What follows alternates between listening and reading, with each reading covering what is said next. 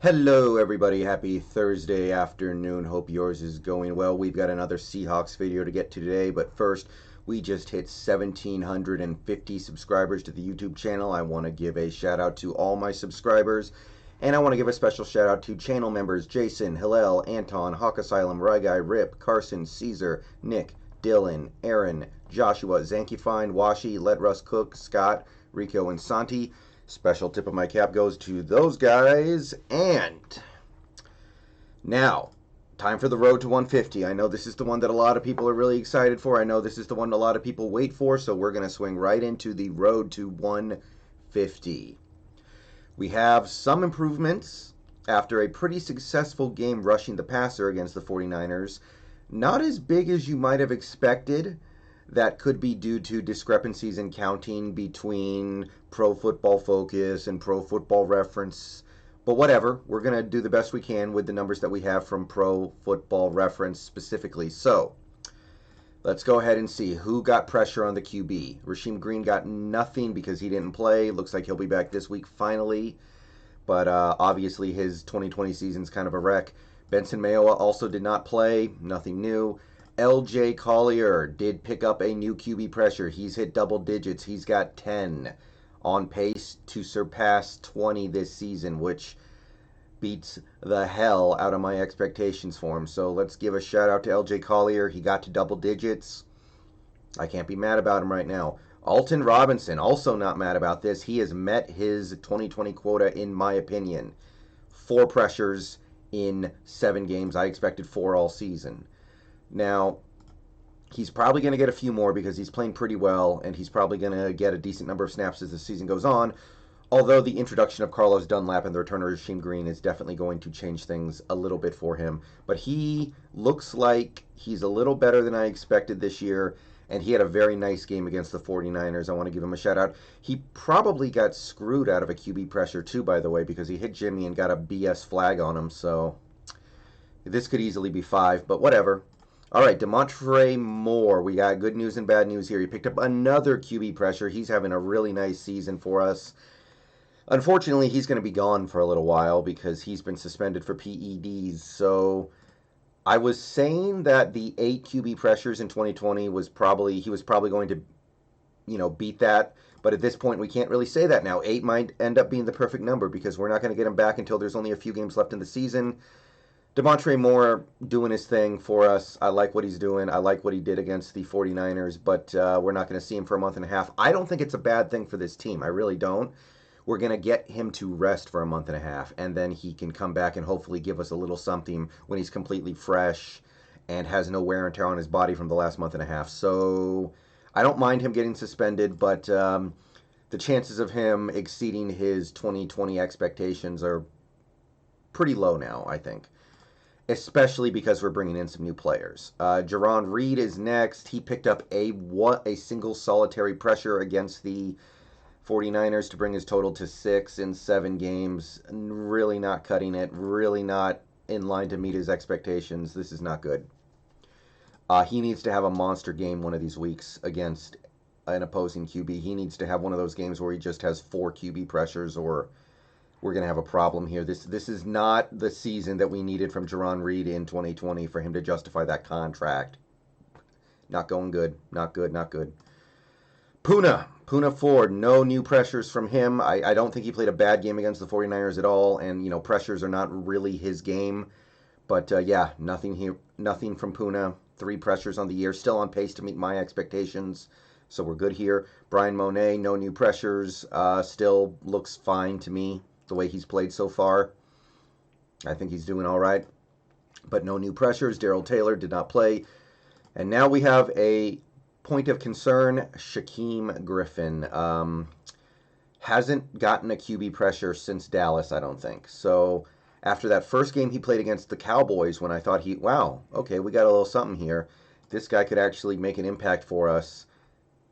Nothing. So, yeah, I boldly predicted he would get 8 QB pressures in 2020.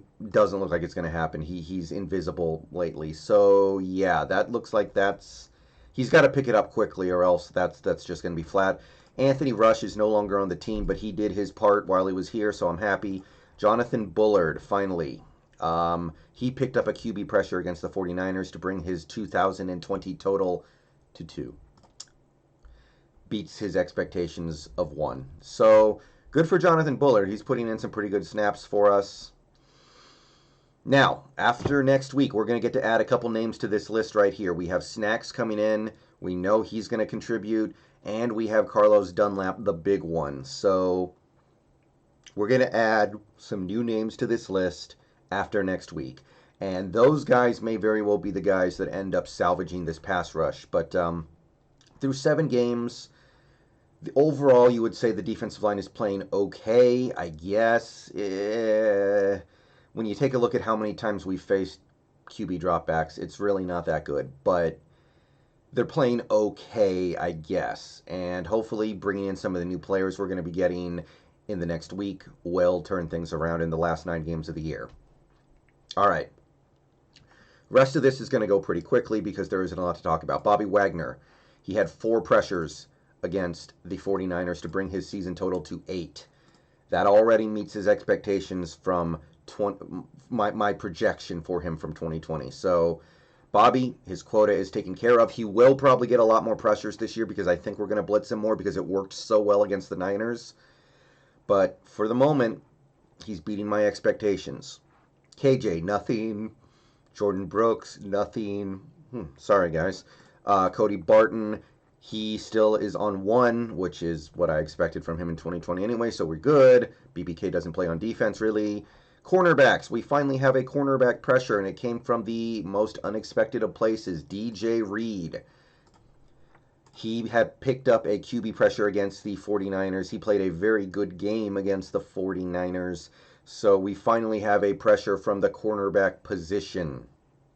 Now, if you had told me that DJ Reed was going to play for us this year, which I actually didn't think he was going to, I would have said, okay, I'll give him 1 pressure from the nickel spot. And he already got there. So good for DJ Reed. He's already doing more for the Seahawks this year than I expected.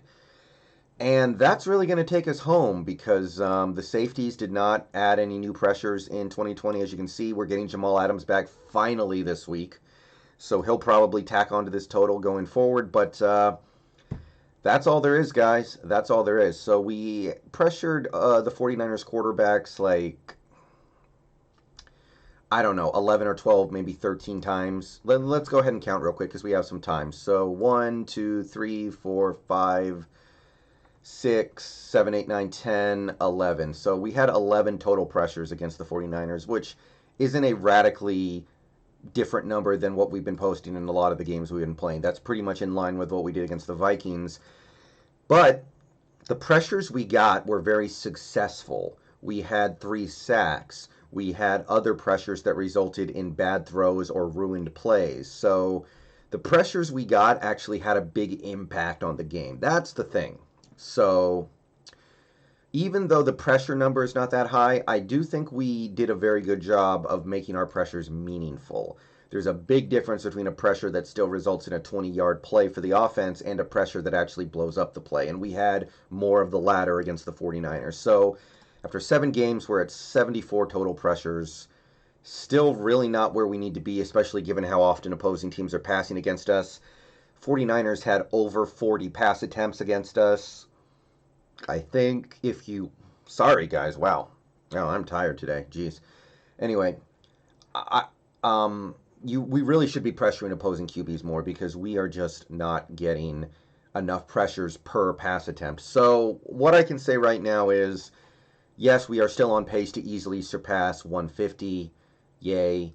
Is it going to be good enough given the circumstances of our defense this year? Not really. So that's going to take us home.